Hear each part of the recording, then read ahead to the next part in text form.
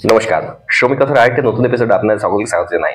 আজকে আমরা এই ভিডিওর মাধ্যমে জানবো sell still authority of India limited যে হসপিটাল রয়েছে তার মধ্যে যে স্যালারিটা দেওয়া হয় সেটা কিভাবে দেওয়া হয়, এছাড়াও যেখানে কোনো হোটেল বা রেস্টুরেন্ট বা এমন কোনো বোর্ডিং হাউস আছে বা ক্যান্টিন আছে সেখানে যে স্যালারি স্ট্রাকচারটা দেওয়া হয় সেটা কী রূপ দেওয়া হয়, তার মধ্যে আপনার বেসিক প্লাস ডিএ কত হবে, আপনার গ্রস কত দাঁড়াচ্ছে, আপনার নেট স্যালারি কত আসবে, আপনাকে কোন কাজের জন্য কত বেতন দেওয়া হতে পারে সেই বিষয়ে আমরা আলোচনা করব। এছাড়াও ভবিষ্যতে সেল এইচএলএল কোম্পানির মধ্যে কি করতে চলেছে সেটা নিয়ে আমরা সম্পূর্ণভাবে কথা বলবো। চলুন তাহলে ভিডিওটা শুরু করা যাক। আর আপনারা যদি চ্যানেল নতুন এসেছেন তো চ্যানেলটি অবশ্যই সাবস্ক্রাইব করে পাশে যে নোটিফিকেশন বেলটি আছে ওটাকে অলে ক্লিক করে দিন, তাহলে আমি যখনই কোনো ইনফরমেটিভ ভিডিও আপলোড করবো আপনার কাছে নোটিফিকেশন সবচেয়ে প্রথম চলে আসবে। তাহলে চলুন শুরু করা যাক। দেখুন, আমি এটার জন্য খুব সুন্দর একটা নোট বানিয়ে রেখেছি যেটা আমি নিজের খাতায় আপনাকে দেখাবো, আর সেইটাতে আপনাকে স্টেপ বাই স্টেপ আমি বলে দেবো। বর্তমানে জানুয়ারি মাসে সেল নিজস্ব যে ডিএটা রিভাইজ করে সেই ডিএটা রিভাইজ অলরেডি করে দিয়েছে। এইবার সেই অনুযায়ী জানুয়ারি মাসে আপনারা সবাই কাজ করছেন। এবার আপনারা এটাও ভাবছেন যে আপনার কেটে হাতে নেট স্যালারি কত আসবে। তাহলে চলুন প্রথমে সেখান থেকে আমরা শুরু করি। দেখুন, 2025 সাল চলছে, আর এটা আমি 7 তারিখের নোট বানিয়েছি, 7 তারিখের। এবার দেখুন এখানে 2025 সাল দুর্গাপুর বানপুর এই দুটো জায়গা SAIL hospital dietary department, SAIL hospital dietary department মানে কিচেন, সেটাকে এখানে আমি মেনশন করেছি। এবার কিচেনটা হবে কিউসি বেস মডেলে। কিউসি বেসটা আবার কি জিনিস? কিউসি বেস মানে হচ্ছে কোয়ালিটি কাম বেসড সিলেকশন। এর মধ্যে কিচেন প্লাস ক্যান্টিন দুটো একসাথে পুট করা হয়, তার উপর বেস করে একজন এমপ্লয়ার সেই টেন্ডারটি ওঠান, আর তারপর যেটা আপনাকে কিচেনে যে খাবারটা দেওয়া হবে তার থেকে একটু ডিফারেন্ট ওয়েতে তার ক্যান্টিনে আপনি খাবার পেয়ে যাবেন সস্তার মধ্যে। এটা ইমপ্লিমেন্ট হতে একটু সময় লাগবে। এরপর চলুন আমরা আগের কথাগুলো বলে নিই। দেখুন, the working post and salary as per government. দেখুন, আমি এই ভিডিওর মাধ্যমে আপনাকে দেখাবো যে আপনি যে জায়গাতে কাজটি করছেন আর আপনার গভর্নমেন্ট অনুযায়ী যে আপনি স্যালারিটা আপনি পাবেন সেটা কিরূপ হতে পারে। দেখুন, বেশিরভাগ জায়গাতেই কোয়ালিফাইড ওয়ার্কার কিন্তু কাজ করেন না। দেখুন, কোয়ালিফাইড যে ওয়ার্কারগুলো রয়েছেন, কোয়ালিফাইড মানে হচ্ছে শিক্ষিত, পুরোপুরিভাবে হোটেল ম্যানেজমেন্ট করে এসছেন, ওইরকম খুব কমই দেখা যায়। আবার কিছু কিছু ক্ষেত্রে এটা বেশি পরিমাণেও দেখা যায়। সেই জন্য বর্তমানে সেল কিছু কিছু ক্ষেত্রে কিছু প্রশিক্ষণ শেখাচ্ছেন, তারপর তাদেরকে রিক্রুট করছেন কাজটা শিখিয়ে। এবার দেখুন, নন কোয়ালিফাইড ওয়ার্কার্স, বেশিরভাগ কিন্তু হসপিটালের মধ্যে নন কোয়ালিফাইড ওয়ার্কার্সরাই কাজ করছেন। যেগুলো মিসলেনিয়াস জব আছে সেগুলো বেশিরভাগ নন কোয়ালিফাইড ওয়ার্কারদেরকে দিয়ে করানো হয়, আর সেগুলো জব কন্ট্রাক্ট টাইপের হয়। তো জব কন্ট্রাক্ট টাইপ হচ্ছে 2 বছর 3 বছর যেমনই টেন্ডার হবে, টেন্ডারটা হওয়ার পর সেটাকে আবার টার্মিনেট করা হয়, আবার নতুন টেন্ডার হয় বা রিনিউ হয় সেই টেন্ডারটা। আবার কোনো কোনো ক্ষেত্রে কাজটা কমপ্লিট হওয়ার পর সেই টেন্ডারটা রিনিউ হয় না। এবার দেখুন, আমরা যে স্যালারির বিষয়ে বলছিলাম সেটা হচ্ছে, দেখুন এই জন্য আমি লিখে রেখেছি এই কারণে, আপনি যেখানে ওয়েস্ট বেঙ্গল যদি থাকেন, যদি আপনি কর্পোরেশন এরিয়াতে কাজ করছেন তাহলে আপনার এজন হবে। আর রেস্ট অফ ওয়েস্ট বেঙ্গল যেটা কর্পোরেশন এরিয়া যদি আপনি 25-30 কিলোমিটার দূরে আছেন তাহলে ওইটা বিজনের মধ্যে পড়ে যাবে। এবার দেখুন, আনস্কিল্ডের ক্ষেত্রে যেটা স্যালারি হবে আপনার 393 টাকা 26 দিনের জন্য, তাহলে আপনার দাঁড়াচ্ছে 10,218 টাকা। আর 3,300 টাকা হচ্ছে ওয়েলফেয়ার অ্যালাউন্স। আমি আশা করবো আপনি বুঝতে পেরেছেন। এরপর দেখুন, সেই রূপ 432 টাকা সেমি স্কিল্ডের জন্য, মানে অর্ধ কৌশল 26 দিন 11,232 টাকা, 3,300 টাকা ওয়েলফেয়ার অ্যালাউন্স, 14,532 টাকা। এবার স্কিল্ডের জন্য দেখুন 475 টাকা ইন্টু 26, 12,350 টাকা, 3,300 টাকা welfare allowance, Ramvilas Paswan welfare allowance.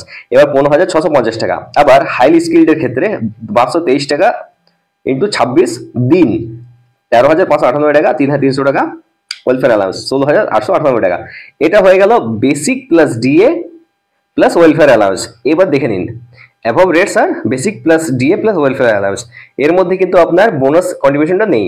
এবার দেখুন, আফটার আপনার পিএফ এর deduction, ESIC deduction, professional tax deduction, net payable salary will be, দেখুন আপনার যে নেট স্যালারিটা আপনি পাবেন সেটা অ্যাপ্রক্সিমেটলি আমি যেটা এরকম ভাবে হিসাব করে বের করেছি 12,091 টাকা 84 পয়সা এটা আপনি পাবেন। আপনারা নিজেরা একটু হিসাব করে দেখে নিতে পারেন, এটা একটু আপ ডাউন হতে পারে। এরপর দেখুন, এখানে আপনি যদি সেমি স্কিল্ডের মধ্যে আছেন তাহলে আপনি পাবেন 13,008 টাকা 16 পয়সা, ঠিক আছে। এরপর যদি আপনি স্কিল্ডের মধ্যে রয়েছেন তাহলে আপনি পাবেন 13,992 টাকা, প্রায় 14,000 কাছাকাছি। আবার যদি আপনি হাইলি স্কিল্ডের মধ্যে আছেন তাহলে আপনার স্যালারি দাঁড়াবে 15,066 টাকা 24 পয়সা। এরপর দেখুন, আমি এখানে কিছু ভাগ করেছি, যেমন আনস্কিল্ড ওয়ার্কার কাদেরকে বলা হয়, সেমি স্কিল্ড ওয়ার্কার কাদেরকে বলা হয়, স্কিল্ড ওয়ার্কার কাদেরকে বলা হয়, হাইলি স্কিল্ড কাদেরকে বলা হয়। এখানটাতে দেখুন, যদি আপনি আনস্কিল্ডের মধ্যে আছেন, যদি আপনি কোনো ক্যান্টিনের মধ্যে কাজ করেন তো টেবিল বয় আনস্কিল্ড, আবার কিচেন হেল্পার আনস্কিল্ড, হাউসকিপিং বয়, ক্লিনার, যারা বাসনপত্র ধুচ্ছেন ওনাদেরকে আনস্কিল্ডের মধ্যে রাখা হয়েছে। আবার লন্ড্রি, যখন আপনাদের ড্রেস থাকবে, তারপর গাড়ির কাভার থাকবে, ট্রলি কাভার থাকবে, এগুলো যারা ধোবেন কিংবা তার সাথে ক্লিনার হিসাবে থাকবেন তারা লন্ড্রি বয় হিসাবে থাকবেন। আবার ওয়েটারদের জন্য আনস্কিল্ডের ওয়েজটা দেওয়া হয়। এরপর দেখুন টি মেকার, যদি আপনি চা বানাচ্ছেন তাহলে আপনি হয়ে যাচ্ছেন সেমি স্কিলের আন্ডারে। এরপর যদি আপনি স্টুয়ার্ডের কাজ করছেন তাহলে আপনি হয়ে যাচ্ছেন সেমি স্কিলের আন্ডারে। যদি আপনি রান্না করছেন তাহলে আপনি হয়ে যাচ্ছেন সেমি স্কিলের আন্ডারে। এরপর কেউ যদি ক্যান্টিনের মধ্যে আইসক্রিম বানাচ্ছেন তাহলে আপনি সেমি স্কিলে চলে আসছেন। এরপর দেখুন, আপনি যদি স্কিল্ড লেভেলে কাজ করছেন তাহলে আপনার যদি সিনিয়র কুক, আপনি সিনিয়র কুক, এখানে সিনিয়র কুক বলতে যার একটু বেশি এক্সপিরিয়েন্স আছে, উনি অনেক বছর ধরে হয়তো কাজ করছেন, উনি কিন্তু সিনিয়র কুক স্কিল্ডের মধ্যে আসছেন। আবার storekeeper, skilled worker, junior clerk, typist যদি কেউ রয়েছেন তাহলে ওনাকেও কিন্তু সেমি স্কিল্ড, এই স্কিল্ডের পেমেন্ট তাদেরকে দিতে হবে। এবার কম্পিউটার অপারেটর, একটা কিচেন ক্যান্টিনের মধ্যে কম্পিউটার, অনেক সময় ইটিং হাউসেস যেগুলো থাকে, রেস্টুরেন্ট যেগুলো থাকে সেগুলোর মধ্যে কিন্তু কম্পিউটার রাখা থাকে, কম্পিউটারের যে বিলটা দেওয়া হয় সেই জন্য কম্পিউটার অপারেটর তাদের কিন্তু স্কিল্ড পেমেন্ট হয়। এরপর দেখুন হাইলি স্কিল্ডের মধ্যে দেখুন এখানে রয়েছে কিচেন মাস্টার, হয়তো কেউ 15-16 বছর ধরে হয়তো কাজ করছেন, 15 বছর বেশি হয়েছে, ওনাকে হয়তো কিচেন মাস্টার হয়ে গেছেন উনি, সেই জন্য ওনার হাইলি স্কিল্ডের মধ্যে পেমেন্ট হবে। এরপর দেখুন হেড কুক যিনি আছেন ওনার হাইলি স্কিল্ড হবে। ক্যাশিয়ার যিনি থাকবেন ক্যান্টিনে কিংবা রেস্টুরেন্টে, ওনারও কিন্তু হাইলি স্কিল্ড হবে। এবার দেখুন অ্যাকাউন্টেন্ট, হিসাব রক্ষাকারী, আবার সিনিয়র ক্লার্ক যিনি আছেন ওনারও হবে। আবার দেখুন সব থেকে ইম্পর্টেন্ট হচ্ছে একটা কিচেনের ভিতরে বা একটা হসপিটালের ভিতরে ডাইটিশিয়ান সবসময় হাইলি স্কিল্ডের মধ্যে থাকেন। এবার আমি আপনাকে একটা জিনিস বলে দিই, ইন এভরি হোটেল, এটা কিন্তু শুধু হসপিটাল বলছি না, এটা hotel, restaurant, boarding houses, eating houses, employing not more than 20%, দেখুন 20 জনের মধ্যে যদি রয়েছেন তাহলে এইটা তার উপর লাগু হয়। দেখুন আপনি যেখানে কাজ করছেন সেখানে আপনাকে একটা জিনিস দেখে নিতে হবে, আপনি যে কাজটি করছেন সেই কাজটি কি অন্য কোনো মানুষ আপনাকে রিপ্লেস করে ইমিডিয়েট ইফেক্টের সাথে কি করতে পারবে কি পারবে না। যদি করতে পারবে তার মানে আপনার কাজের যে স্থায়িত্ব আছে সেই স্থায়িত্বটা কিন্তু কমপ্লিট নয়, মানে আপনি কোনো স্কিল্ড নন, আপনার জায়গায় অন্য কাউকে দিয়ে সেই কাজটি করানো যেতে পারে। তো এইখানে কিন্তু একটা টার্মিনেশনের ক্লজ চলে আসে, যেটা কিনা হয়তো যতটা ম্যান পাওয়ারের প্রয়োজন আছে তার থেকে কম মানুষকে দিয়েও কাজ করানো যেতে পারে। তো সেই দিক থেকে একটু আপনাকে ধ্যান রাখতে হবে।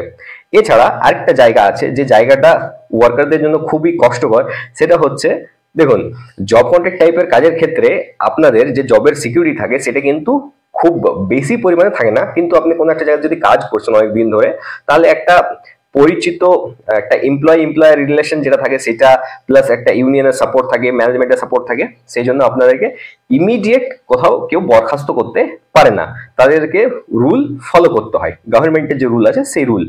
এছাড়া আরেকটা জায়গা হচ্ছে, সেই জায়গাটা আমি যেটা বলছি আপনার এটা খারাপ লাগতে পারে, কিন্তু দেখুন সেন্ট্রাল গভর্নমেন্ট এমপ্লয় কিংবা স্টেট গভর্নমেন্ট এমপ্লয়ীদের কিন্তু যে স্যালারি ইনক্রিমেন্ট, যা প্রমোশন, এইসব ইত্যাদিগুলো সময় মতো কিন্তু অনেক সময় হয়ে যায়, কিন্তু আদার্স যারা কন্ট্রাকচুয়াল জব করছেন ওনাদের কিন্তু এটা সেই রূপভাবে হয় না। এই ক্ষেত্রে আপনার হয়তো এমপ্লয়ের সাথে মন মালিন্য হতে পারে, কিন্তু গভর্নমেন্টের কোনো দায়বদ্ধতা বা দায়িত্ব এর মধ্যে নেই। গভর্নমেন্ট সবসময় চেষ্টা করে কি কাজটি যতটা কম খরচের মধ্যে করা যেতে পারে সেটাই ওনারা চেষ্টা করবেন। দেখুন বর্তমানে সেল মানে steel authority of India limited প্রশিক্ষণ দিয়ে নতুন নতুন ওয়ার্কারদেরকে নিজের মধ্যে ওই কোম্পানির মধ্যে নিয়ে আসছেন। যেমন যদি আপনাকে আমি একটা উদাহরণস্বরূপ বলি, কুক হতে চান তাহলে আপনাকে কিন্তু 10 পাস হতে হবে, প্লাস আপনাকে অ্যাসিস্ট্যান্ট শেফের একটা কোর্স করতে হবে, তারপরেই আপনি কিন্তু সেই জায়গাতে কাজটি করতে পারবেন। কেননা এখন স্কিল ইন্ডিয়ার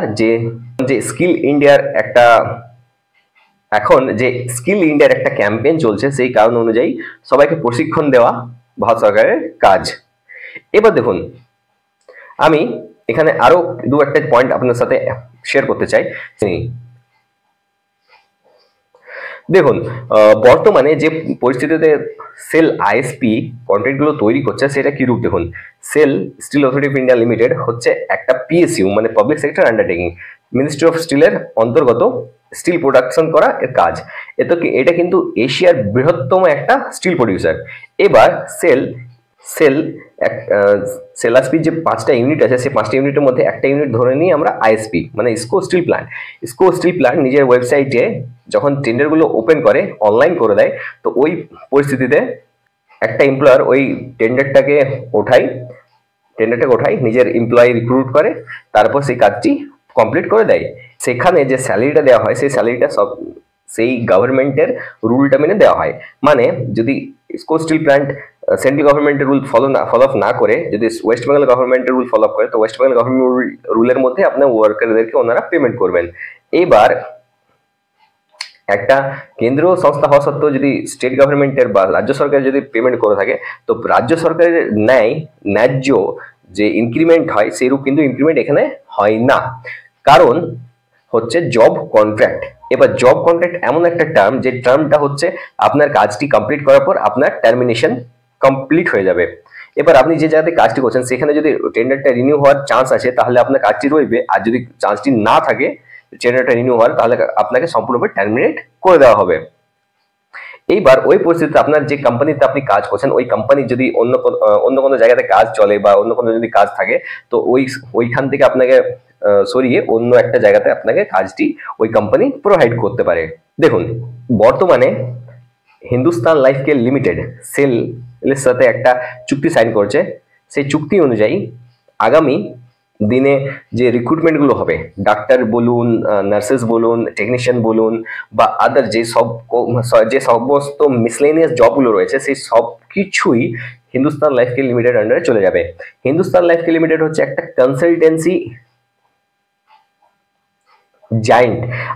এক কথায় আমি যদি আপনাকে বলি, তো এই কোম্পানিটি যে মূল জিনিসগুলো যেগুলো বানিয়ে থাকে এইগুলো হচ্ছে কন্ডম বানায়, কন্ট্রাসেপটিভস বানায়, সার্জিক্যাল ইকুইপমেন্ট বানায়। এছাড়াও এই কোম্পানির নিজস্ব ল্যাব পর্যন্ত রয়েছে, হিন্দ ল্যাবস। তাছাড়া এই কোম্পানিটি বিদেশের মধ্যেও নিজের কাজগুলো চালাচ্ছেন। তো এই কোম্পানিটির মধ্যে যে পেরোলটা আপনাকে দেওয়া হতে পারে সেটা নতুন করে হতে পারে। বর্তমানে যে রুলটা চলছে সেটা বদলে যাওয়ার চান্স এখানে কিন্তু রয়েছে। দেখুন হিন্দুস্তান লাইফকেয়ার লিমিটেড হচ্ছে একটা government company, ministry of health and family ওয়েলফেয়ারের। এবার সেল কি করছে, সেল সম্পূর্ণরূপে নিজেদের মেডিকেল যে ইউনিটটি আছে, মেডিকেল সেক্টরটি আছে সেটাকে এইচএলএল আন্ডারে দিয়ে দিচ্ছে।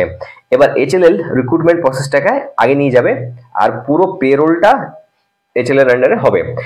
আমি যেটা আপনাকে খুব শর্টের মধ্যে যদি আপনাকে বলতে চাই, তো এইচএলএল হয়ে যাবে জায়েন্ট সেলের সব মেডিকেল ফ্যাসিলিটি আর সেক্টরগুলোকে কভার আপ করার জন্য, মানে অ্যাকোয়ার করার জন্য। এটা আমাদের আগামী দিনে দেখতে হবে যে এটা কতটা সার্থক হয় আর কতটা সার্থক না হয়, তাহলে আমরা আগামী দিনে এটা জানতে পারবো। আর যদি ভিডিওটা আপনার ইনফরমেটিভ লেগে থাকে তো চ্যানেলটি অবশ্যই সাবস্ক্রাইব করে পাশে যে নোটিফিকেশন বেলটি আছে ওটাকে অলে ক্লিক করে দিন, তাহলে আমরা এরকম আরো অনেক ইনফরমেটিভ ভিডিও আগামী দিনে আনতে পারবো। ধন্যবাদ।